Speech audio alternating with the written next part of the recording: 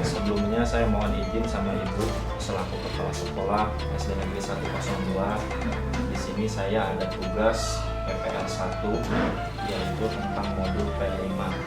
Di sini saya akan membuat modul P5 itu tentang gaya hidup berkelanjutan. Kemudian proyeknya kurangi plastik, hidup jadi asik. Jadi di sini Bu, saya akan melakukan pengenalan terhadap siswa dulu, yaitu tentang mengenali jenis-jenis sampah yang ada di sekitar sekolah kita.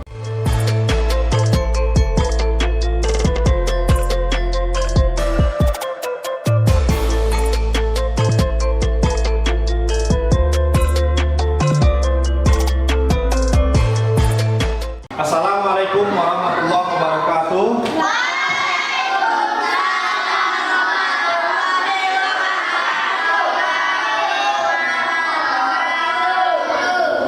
Semangat pagi.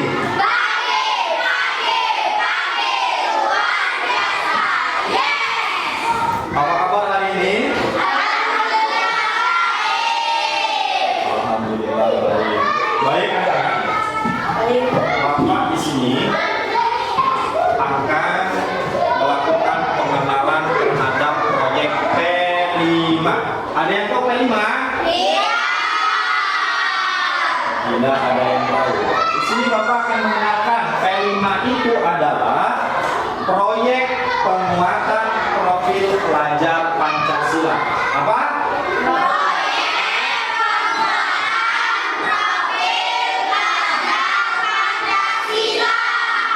Ya, di sini Bapak akan memberikan tema untuk sekolah kita. Temanya adalah gaya hidup berkelanjutan. Kemudian proyeknya adalah kurangi plastik, hidup jadi asyik. Apa proyeknya? Kurangi plastik, hidup jadi asyik. Di sini ada dua dimensi, ya. Yang pertama bisa dilihat ke depan. Bisa.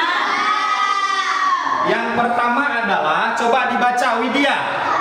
Beriman, bertakwa kepada Tuhan Yang Maha Esa dan berakhlak mulia. Ya, beriman, bertakwa kepada Tuhan Yang Maha Esa dan berakhlak mulia. Ya. Yang kedua coba Reja. Kreatif. Keren. Kreatif. Kita scroll ke bawah. Nah, dua dimensi. Yang pertama tadi dia sudah bacakan, beriman, bertakwa kepada Tuhan Yang Maha Esa dan berakhlak mulia. Elemennya yaitu elemen akhlak kepada alam. Sub elemennya menjaga lingkungan alam sekitar. Kemudian yang kedua tadi dia sudah baca, kreatif. Elemen yang pertama menghasilkan gagasan yang orisinal. Yang kedua menghasilkan karya dan tindakan yang orisinal. Paham kira-kira? Selanjutnya, coba tengok ke depan. Pengolahan ada sampah organik dan anorganik. Nih, ada dua tong sampah, sampah organik dan sampah anorganik. Perhatikan terus ke depan. Semua material yang dibuang dari kegiatan rumah tangga. Ada yang tahu itu maksudnya apa? Tidak ada yang tahu.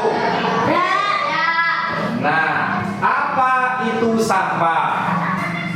Sampah adalah semua material yang dibuang dari kegiatan rumah tangga, perdagangan, industri, dan kegiatan pertanian. Bagian dari sesuatu yang tidak dipakai, tidak disenangi, atau sesuatu yang harus dibuang, yang umumnya berasal dari kegiatan yang dilakukan manusia, termasuk kegiatan industri, tetapi bukan yang biologi. Perhatikan terus ke depan. Nah, sumber sampah. Sumber sampah itu ada dua. Yang pertama sampah domestik, berasal dari rumah tangga dan pemukiman. Yang kedua sampah non domestik, berasal dari perkantoran, industri, pariwisata, dan restoran. Nah, sampah Ada yang tahu ini apa ini? Plastik. Plastik ya. Nah, plastik ini nak, kalau kita membuang sampah sembarangan, itu akan hancurnya itu sekitar 100 tahun baru bisa terurai oleh tanah. Kalau kita buang sampah sembarangan, berarti lingkungan kita akan tercemar. Oke, ini sampah anorganik harus bisa dipahami. Sampah anorganik ya. Nah, sampah anorganik itu biasanya berupa botol, kertas, plastik, kaleng, sampah bekas alat elektronik dan lain-lainnya. Itu yang membuat lingkungan kita tercemar apabila kita membuang sembarangan.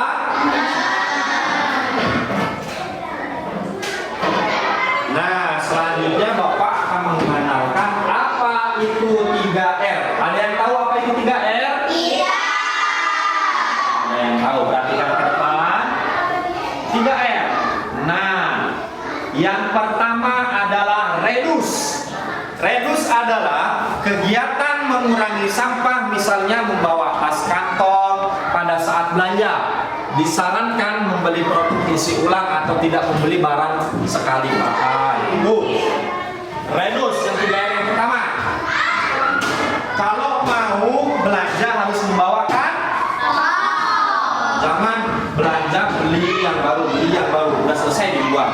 Itulah yang membuat sampah menumpuk. Yang kedua, reuse, yaitu kegiatan menggunakan kembali, misalnya menggunakan kertas bekas untuk catatan memo atau memilih produk berupa botol yang dapat digunakan kembali.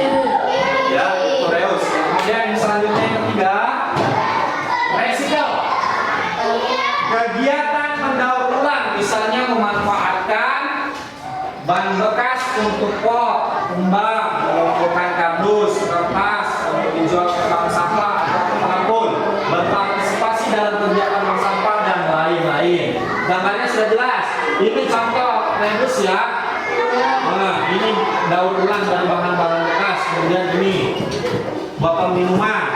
Kemudian ini dari bahan-bahan bekas dijadikan pot, jadi bermanfaat. Setelah kalian memahami tentang 3R, selanjutnya perhatikan di depan. Pengolahan sampah anorganik daur ulang. Tuh. Ini gambar di depan. Ini dari mana? Dari bungkus kemasan jajanan dari plastik kan? Ya. Jadi bahan yang bermanfaat tak? Ya. Ini apa ini? Tas. Kopi. Jadi kayak tempat rak sepatu ya. Ya. Itu yang terakhir. Selanjutnya, tuh. Jadi apa itu? Labirin. Jadi kayak tempat pot bunga ya, tempat pensil dan lain sebagainya. Nah, yang bank sampah tadi, yang mengumpulkan barang-barang bekas yang bisa dijual, itu ke bank sampah itu agar bisa didaur ulang kembali dan bisa menghasilkan uang bagi orang-orang yang memang membuang sampah kemudian kita kumpulkan, kita setorkan ke bank sampah. Tujuan bank sampah tuh. Tujuan bank sampah adalah untuk membantu menangani pengelolaan sampah di Indonesia. Selanjutnya adalah untuk menyadarkan masyarakat akan lingkungan yang sehat, rapi dan bersih. Proses menabung limbah itu yang pertama, pemilahan sampah skala rumah tangga, kemudian pemilahannya dipilah nih sampah nih, ada sampah yang plastik-plastik yang kira-kira bisa didaur ulang. Kemudian penyetoran, baru pencatatan, penimbangan, hasil sampah dilaporkan ke dalam buku tabungan. Mekanisme bank sampah. Udah canggih nggak sekarang?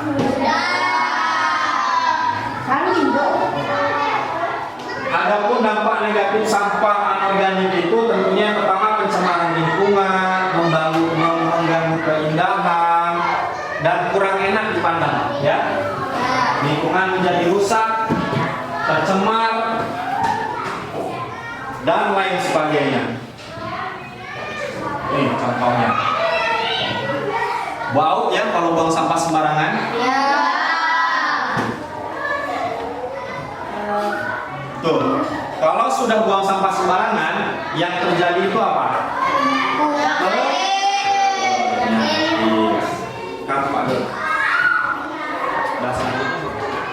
Tadi kalian sudah melihat, membaca dan memahami tentang sampah anorganik. Selanjutnya sampah apa? Perhatikan ke depan. Sampah organik atau juga disebut sampah basah yaitu jenis sampah yang berasal dari jasad hidup sehingga mudah busuk dan hancur secara alami. Contohnya adalah sayuran, daging, ikan, nasi, rumput, daun, dan lain-lain. Ini sampah organik, ya, sampah basah, ya, dari sayuran dan lain sebagainya.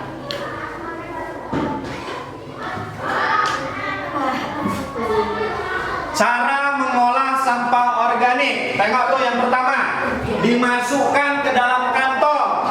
Kantong apa? Ya, pokoknya yang jenis kantong mau jelas tertutup. Sampah organik atau sampah yang mengandung air dan berbau seperti popok, pembalut, simpan dalam kantong terpisah, ya. Kemudian simpan dalam tong sampah di rumah masing-masing. Pembuangan, petugas kebersihan akan mengambil sampah di masing-masing rumah sesuai jadwal yang telah disepakati. Biasanya orang-orang kota seperti itu, ya. Kalau di desa kita sendirilah yang harus pintar mengolah sampah organik tersebut. Nih, contohnya dimasukkan ke dalam kantong. Kalau di kota-kota itu seperti itu, sampah yang sayuran, daging dan lain sebagainya dimasukkan ke kantong seperti ini, dibungkus rapat-rapat supaya tidak bau. Nanti petugas tinggal mengambilnya agar tidak tercemar, ya. Paham?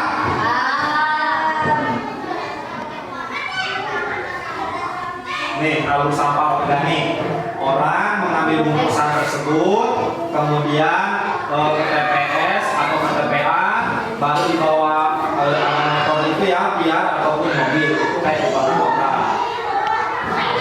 Nah, manfaat sampah organik yaitu untuk pakan, ya, pakan ternak. Sampah organik khususnya sisa makanan dapat diolah lebih lanjut menjadi pakan ternak. Sampah yang telah dipilah kemudian masuk ke dalam pabrik untuk dijadikan pakan ternak. Dari sampah organik dapat menghasilkan pelet untuk pakan ikan. Jadi segala sesuatu yang telah Allah ciptakan untuk manusia itu semua ada manfaatnya. Sampah aja masih ada manfaatnya dah.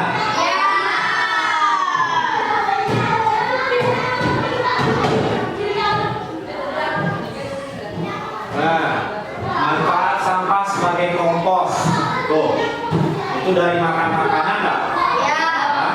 Ini ada tanaman sayuran wortel, ya. Wortelnya diambil, daunnya dibuang, dimasukkan ke sini, dijadikan pupuk kompos, dan akhirnya bisa jadikan pupuk kompos, bisa diolah menjadi pelet ikan. Inilah hasil. Untuk selanjutnya, kalian sudah memahami atau belajar tentang sampah pertama tadi apa? Anorganik. Sampah organik.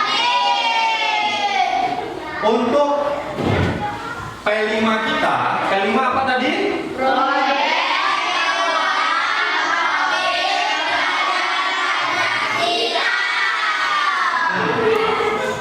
Barusan Bapak sudah melakukan tahapan pengenalan. Untuk selanjutnya kita akan melakukan tahapan kontekstual, ya. Kalian harus meneliti atau memperhatikan sampah-sampah di sekitar kita. Apakah ada sampah organik atau anorganik. Kemudian minggu depan kalian bawa ke sekolah, kita sama-sama membuat proyek atau kontekstualisasi, ya, yaitu memahami dan mencari berbagai sumber untuk dilaksanakan dalam proyek. Kita akan melakukan tahap aksi. Oke, siap kira-kira? Siap kira-kira? sebagai tambahan kalian supaya kalian tidak terpatok pada materi yang Bapak berikan, kalian mempunyai handphone enggak?